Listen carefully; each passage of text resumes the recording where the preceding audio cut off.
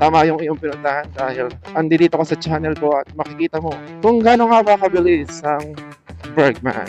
Naku, kamatayan pa. Anak ng bogi naman talaga. Kung malalaglag pa yung basura natin eh, oh. Dumudulas yun nasa ilalim eh. So itong motorsiklo na to, talagang design lang siya for city driving. Nagbabibrate yung motor! Full throttle to, 88, 89. Kaya 90, 91.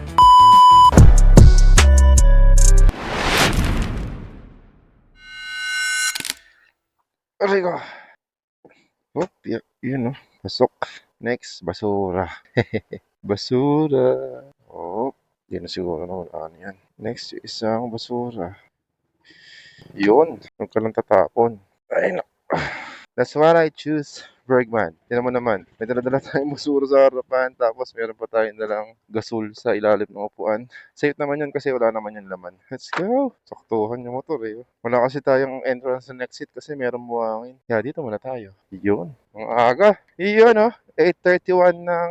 Uy, lumalabas yung ano. Sarang muna natin yung legs natin. Ayun oh. 8:31 ng umaga.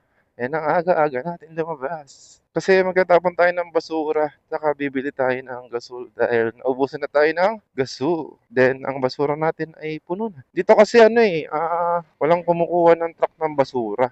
Kaya, ang ginagawa ng iba dito, tinatapon sa Carmen o sa City Hall malapit. Or kung hindi itinatapon doon, sinusunog siya. Pero ako, tinatapon ko na lang doon sa may basurahan sa Carmen. Doon sa may City Hall. Kasi parang magsunog, di ba? Parang di siya healthy para sa kalikasan. Kaya mas pinili ko na lang itapon yung basura sa tamang basurahan. So buti na nga lang naka-Bergman tayo at wala tayong problema. Pag meron tayong mga dadalhin na madami, tulad nito, meron tayong daladalang basura, di ba? Talagang magagamit natin sa Bergman at maaasahan. So yun oh, bago ang lahat, welcome back sa ating channel and this is Dinaki Moto. At kung hindi ka pa nakasubscribe sa ating channel, mag-subscribe ka na. Alright, let's go! So yun oh, so syempre, good morning and today is April 29, 2026. Long time no vlog dahil tinamaan tayo ng matinding sakit. So, meron tayong na-upload na vlog nitong nakarang araw. But ang tagal ko bago matapos i-edit ang vlog na yon dahil nagkasakit tayo. Kaya ngayon tayo nagbabawi. So, for today's video, gusto ko sana ipakita sa inyo ang top speed ng aking baby Bergman. So, syempre, wala ditong mga naka-upgrade. Bali, stock lahat tayo. CVT natin, stock.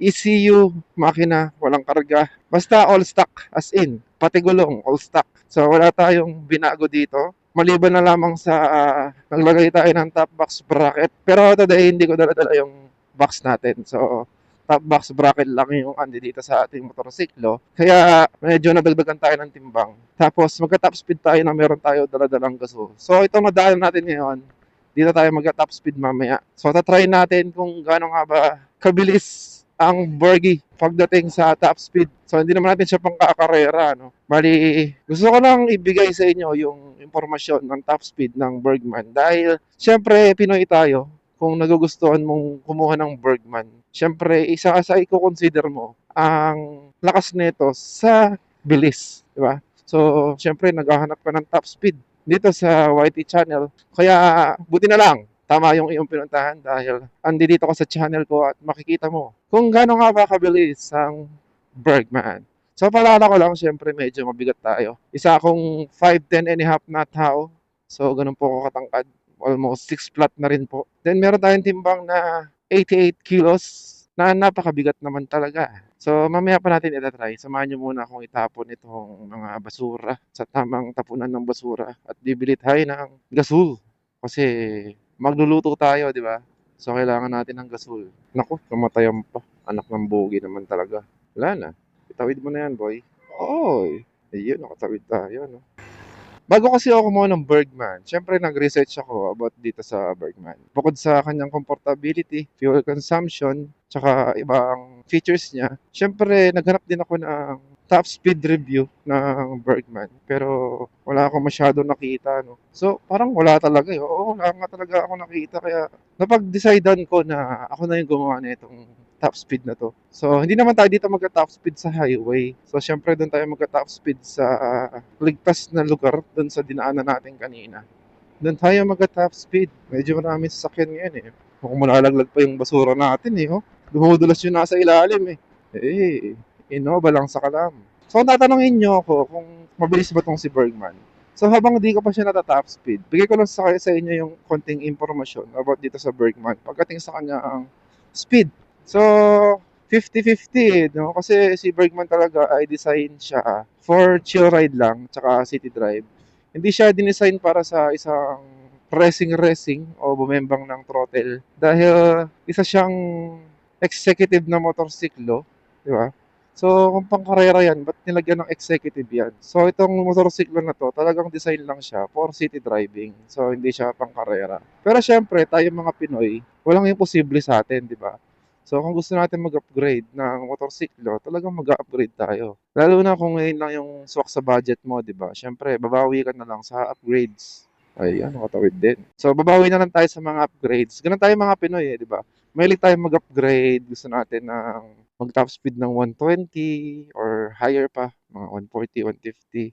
Kahit na motorsiklo mo ay 110cc or 125 or 150cc. So, para ma-achieve yung mga ganong bilis, kailangan mo magkarga ng motorsiklo, di ba? So, yung rider nga ay na-stock na maabot lang ng 140 to, hindi, mga 130 to 140.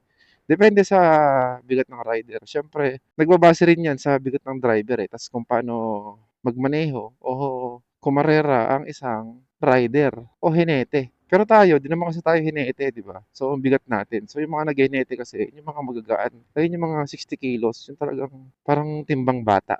Sila yun eh, sila yung mga hinete. Kaya pansin nyo, yung mga hinete is mga bababata, mga teenager, mga 20 years old. Walang humihinete yata ng 30. Kung meron man siguro, napakapayat tapos maliit. So doon tayo kukuha ng gasol. Bali, tapon ko muna tong gasol. Tapon ko muna tong gasolina. Tapon ko muna tong basura. Doon sa may tapunan ng basura. Ang dami sasakyan, no? Yan. Dito tayo magkatapon ng basura. Oy, ang dirty ng legs ko. Kasi nakaano lang siya sa legs ko eh. Natakpan ko baka matapon yung basura sa loob eh. Yun, no? Ito ang dirty, oh. Yun, no? Sarap talaga dali ng Bergman eh, no? Kahit di siya ganun ka-bilis. Ang tahimik kasi ng makina niya, lalo na pag ini-start. Tsaka one push lang siya, mag-start na siya. So, bili muna tayo ng gasol dun, no? Sa RCG. Ito yung parada. Yeah! Sumingaw ah. Gusto muna natin. Sumingaw eh. Paano kaya? Tagpilan natin. 475. Magbababa pa ang ano te, gasol. Magbababa pa ang gasol, hindi na. Next week, wala pa. Mag-iba ba ang price nito te, tsaka doon? Oo. Ha? 541? Kaya niya sa akin te. Kaya te. Diba, mahal na ng isang 2.7. Ito ko na siya lalagay sa labas. Yan. Yan, di na siya mag-i-slide kasi may hook naman yung ilalim. Anong kulit ng takip nung sa side mirror niya medyas. Ayun o. Uy, dati ko palang motor to. Yung 150cl ng Motorstar. Carb type to, carb type. Ganyan yung motor ko dati, yung black. Color black naman yun, matte black. Yun o, excited na ba kayo sa top speed? Kasi meron dyan mga naghahanap ng top speed ng Bergman. So itong Bergman natin, ito ay Bergman Street X. So itong Bergman Street X ay malaki na ang gulong sa likod. Size 12 na siya kasi yung Bergman Street, yung standard, ay size 10 ang mag sa likod. So yun ay maliit pa, no? So pag top speed tayo mamaya, iaano natin, syempre yuyuko tayo. Yuyuko natin yan para makuha natin yung aerodynamics. Ang disadvantage kasi sa ganitong windshield, ang baba lang niya eh, di ba? So, kaya pag yung hangin dito tumama, ibabanda yung hangin sa mukha natin, kaya medyo napapagunon tayo, yung napapaliad. Kung hindi man sa mukha tatama, sa dibdib. So, kung di nyo pa nakapanood yung Davao namin, ilalagay ko dyan sa description yung link ng Davao rides namin. Siyempre, gamit itong BMX natin, itong Baby Bergman. O nga pala, no? Kung gusto nyong i-consider yung pros and cons ng Bergman, ilalagay ko rin yan sa description, yung link nun, para mapanood niyo yung pros and cons. Or dyan sa end screen din, itatabi ko yung Davao City Rides, tapos yung pros and cons ng Bergman. Para syempre, hindi lang kayo sa top speed babase. kung gusto niyong kumuha ng Bergman. So itong review top speed na to, para lang naman to sa mga naghahanap ng top speed ng Bergman kung gaano kabilis di ba? So malapit na tayo sa ating nabulol pa. Tapsilog? So malapit na tayo sa location kung saan tayo mag-top speed. So remind ko lang kayo, tayo ay 88 kilos. Then, sinamahan pa ng meron tayong top box bracket. Siyempre, dumagdag yan sa timbang ng motorsiklo. Kaya, I don't think kung aabutin to ng 90 kph or kilometer per hour. Isang isang straight na yan, dyan tayo mag-top speed. So, tignan natin kung gaano kabilis ang Bergman. Silong muna tayo kasi marami pa tayong kasunod. Then, meron pa dun sa unahan. Siyempre, di ba? Para for safety na din. Yan. So, hintayin muna natin silang makalampas lahat. Tapos hintayin natin na mawalan tayo ng kasunod, tsaka tayo magka-top speed. Papaluin muna natin yung mga sasakyan na yan doon, banda. So sana wala na tayong maging kasunod, no? So pagkaalis natin dito, rekta agad tayo. Yan. From damo-damo to top speed. Full throttle. Luko natin.